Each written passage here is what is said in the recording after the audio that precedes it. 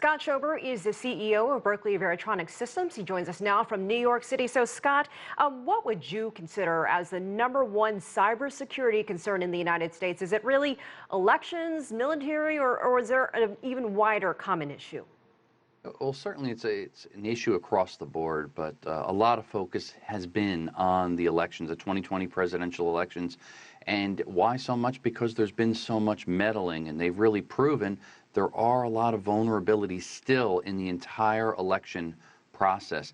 They deemed it critical infrastructure, the entire election system, so they can get more money and get more support and help from a cyber perspective, but not enough is being done.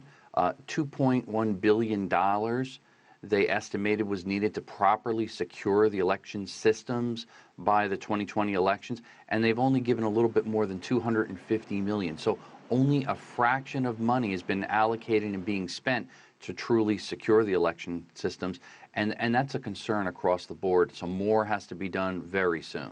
So when it comes to either influence campaigns like you see on social media when it comes to these elections or the election infrastructure, do you still think the U.S. government is somewhat better prepared than it was leading up to 2016? Is it a little bit better? Oh, absolutely. They've done some major advancements.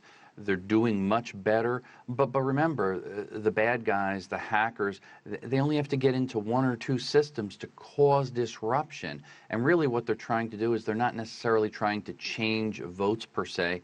They're trying to meddle. They're trying to break down Americans that vote. So now they question it and say, is the whole process a joke? Should I even go to the polls and vote? That type of doubt is planting seeds in many Americans' minds, and that's what their real intention and goal seems to be, and it seems to be effectively working.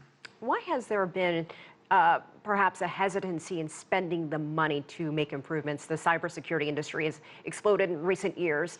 Talk to us about the rising cost of cyber protection and, at the very least, modernizing systems and infrastructure.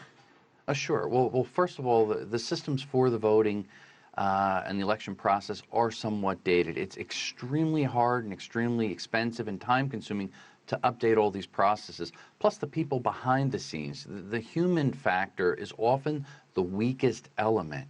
So if somebody that's trained to work on a voting machine is no longer there and somebody new comes in, that training process is not happening quick enough, and it makes it more and more challenging to share that knowledge to keep things safe. But something as simple as open USB ports on election machines, huge problem. Many of the machines, still 20+% of them, are connected to the internet, which opens up a wave of opportunity and vulnerabilities for hackers to now exploit anywhere upon the face of the earth. So for so many different reasons, it's hard to play catch up in such a short amount of time.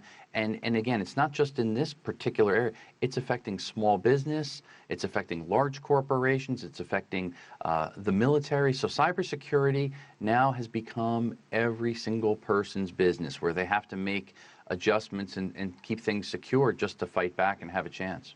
All right, time is ticking. Scott Schober in New York, thank you so much.